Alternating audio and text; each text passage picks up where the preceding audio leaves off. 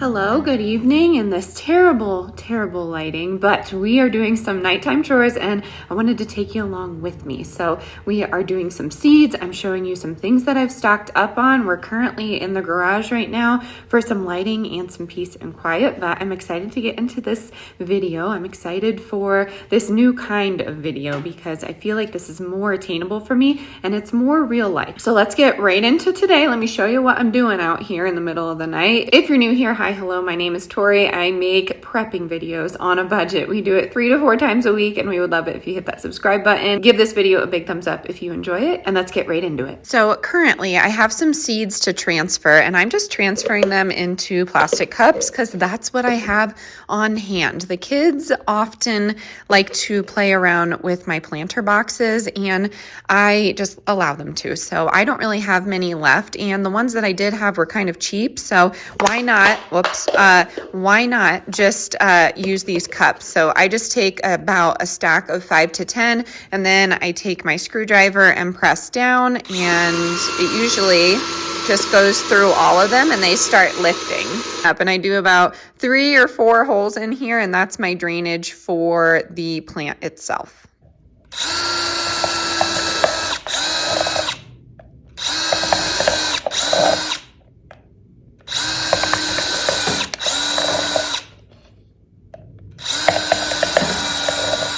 Ooh, that cup looks cool, illuminated, huh?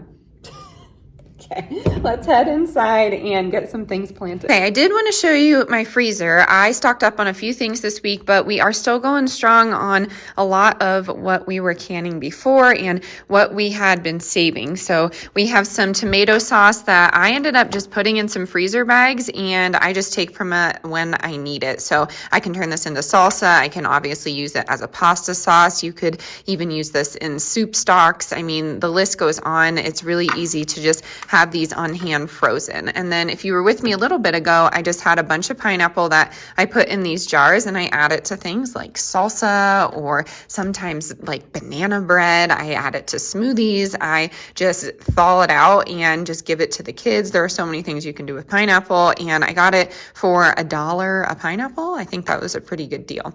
And then we did go to Costco. When did we go? Probably a week and a half ago. And we did get some bread. So it went right into the freezer here. And for Kroger this week, well, not this week, but last week, I ended up getting some ground pork for $2.70, and then I found this shrimp for $2.39. And I said in the last video, or the video before that, not sure, that I wasn't going to go to the grocery store for as long as we can make it, at least 2 weeks. So this is the kind of stuff that I was prepping when we knew that we were going to do that. So there's different things in here like rice cauliflower. I can add that to rices and things like that. Broccoli slaw, you could add that to a bunch of stuff. A lot of people had questions about that salmon that my dad got. So sashimi grade, really easy. He always gets me some sort of meat for, the holidays, which is really helpful. He's actually a fisherman, so he could always send that. And, my brothers and my stepfather hunt. A lot of my family hunts, so we have a lot of venison as well. And then we do have some rolls still from Esch's, which is helpful. And before we go too far into this, there's a bunch of different things prepared. Someone said in like the last video, why would I want to see what's in your freezer? And dude, I don't know. It's a prepping channel, and I feel like a lot of people prep in different ways, but shopping these sales and having a good stock of food in the freezer really helps you get through those months that you don't have a paycheck, or maybe there is an emergency and you have to grab some things and start cooking. You can use your generator to power something not as big as this, but I think these are helpful tips. So yes, that is why I show you my freezer. I show you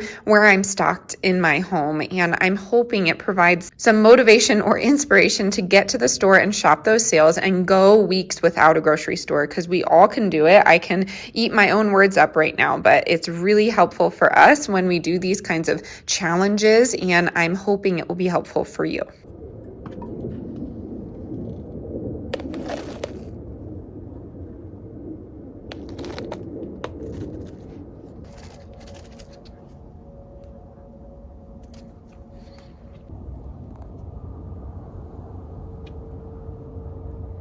Okay, back inside now, but here's some real life for you. My cucumbers, they're coming along. We have some flower and we do have a few smaller ones on this one and over here. So we're doing good there. Very excited. But here is my tomato plant and I see new growth, but this mold really just gives me the heebs. So I've been trying to put it outside, but honestly, I don't know what's going to come of this. I don't know if there's too much moisture.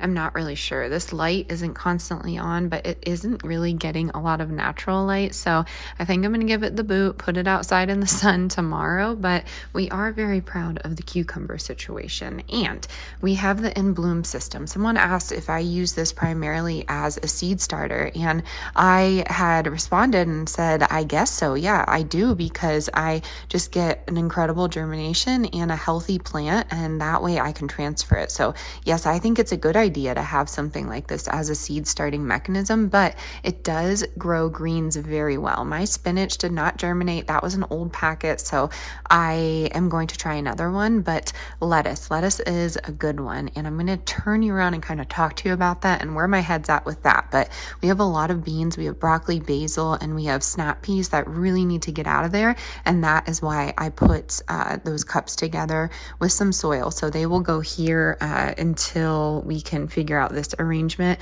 and I'm going to transfer those tonight, so I'll show you that, but let me talk to you first. Okay, so we're inside now, but I did want to talk about one thing that I have been reading in the news, the people that I follow at least, and I believe it's in California. Some team found a way to put pokes into different produce items like lettuce, and I have done some digging on this, and it's starting to freak me out because there's no laws written to be able to tell the consumer that, no current laws written to be able to tell the consumer what is in that produce. And I feel like this is going to be used and it's going to be taken advantage of. And why this is important, some people say, who cares what's in the lettuce? I care. My daughter, like we have talked about before, suffered from Guillain-Barré syndrome. And it is up for debate what caused that, but that led me down this rabbit hole. So a lot of people, come at me not realizing that I have a child who was life altered from those pokes. And she went through a variety of treatments, but one of them was IVIG, and she had to be on a poke delay because of that. So if there are children out there being exposed to these products, it infuriates me that the general public doesn't have any knowledge of what is going into that product. And I think we should all care about this. So the in bloom system is going to be growing some greens for us. And I am not sure if this is going to be organic produce, non-organic. I'm not really sure. I read into the article and it freaked me out too much. So I'm going to go back. And I've had some talk on some of these articles that I read about. The one about bugs specifically, a lot of people were saying,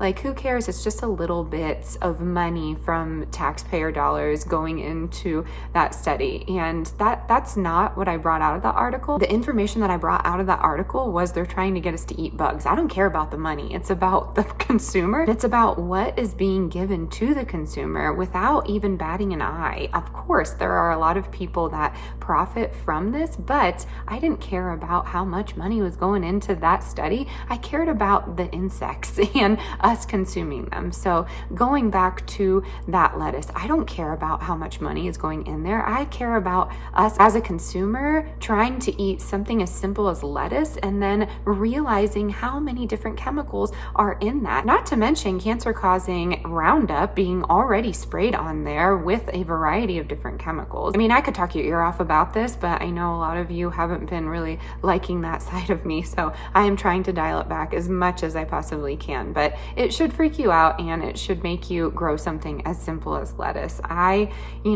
don't think there's a perfect grow setup for everybody. I feel like you have to have some healthy soil. You have to have a healthy mind. I talk to my plants. I know you think that's silly, but I think if you give it some love, some sunlight, sunlight, good soil, and some good water, you're gonna have a healthy plant. It's always worked for me. I don't know, maybe I was talking smack on that tomato and that's why it decided to grow mold. But we're gonna keep experimenting, and I'm not gonna give up on the plant. I feel like a lot of people say that they don't have the green thumb, and I get where you're coming from. I don't have success with all of my plants, but I am driven. I garden and grow food because it brings me joy, but it gives me peace of mind knowing that I grew it and I'm going to be cooking with it and feeding my family with it. At the end of the day, I make probably 5 to 6 meals per day in my kitchen, and I feel like it's important to know where our food comes from. So I'm gonna get off my soapbox, but if you get a chance, look into that study. I would not just go and Google it, but look into some of the studies. If you want where I'm getting my information, email me at mountainmommaliving@gmail.com and I can get you set up with how to search for things that are truthful. Okay, I moistened the soil a little bit and I just have an old paintbrush.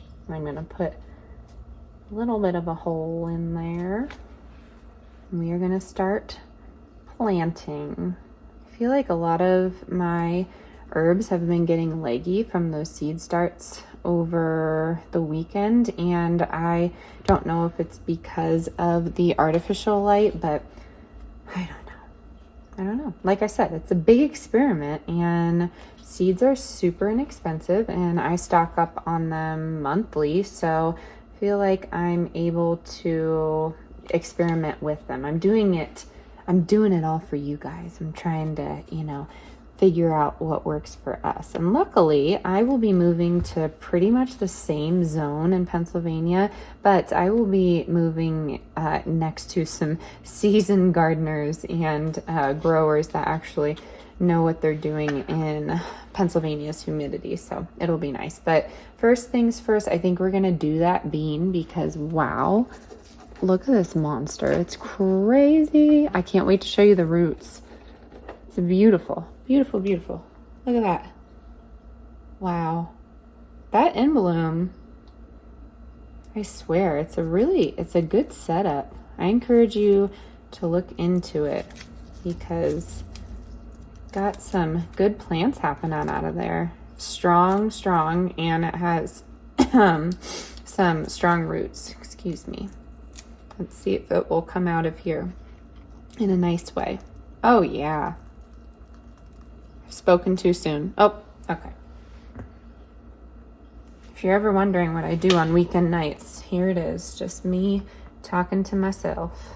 I don't want to trim them, but I also don't, I don't know. I might take off a few just because I don't want it to get too leggy in there, but their plants are so beautiful and interesting. Some of you think it's a little crazy to think that, but wow, look how intricate. Amazing. Let me figure out what I'm going to do with this. Okay, consensus in my almanac and then my other book from like the 40s was to just take a little bit off the root for a bean plant like this. I don't think you would want to do it for like a tomato, but they said bean plants and like squash varieties might be a good idea to do that with. So I'm going to go pretty deep with this just because it is such a tall plant. So we might even have to put a little bit more dirt in there. But I'm still keeping with my seed starting dirt. I feel like it's pretty good, so good to go there. Next up is broccoli. So I'm just gonna pull it out of here. Not a lot of roots.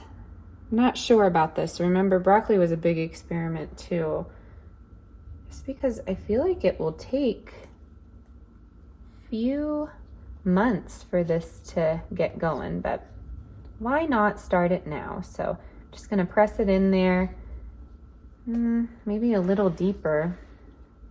These pods, these like little hydroponic pods, I feel like they work well for seed starting, but you just never know what kind of stem you're gonna get. So that's good to go as well. Spritz a little water on that. And then what's next? Oh, the snap peas. Got some really beautiful ones here. Incredible. Look at that. Wow. I was even thinking of separating them, but it's too risky. I just don't have like a gentle hand or the patience, so I'm not gonna do that. that tells you anything about my personality. There it is, if you're ever curious about that. So here we go. I've decided I'm gonna leave the basil in there just because we take from it every single day, because we like to have fresh herbs in just about all of our foods. So this is going in. I'm gonna count this as a bean variety. Just go right through.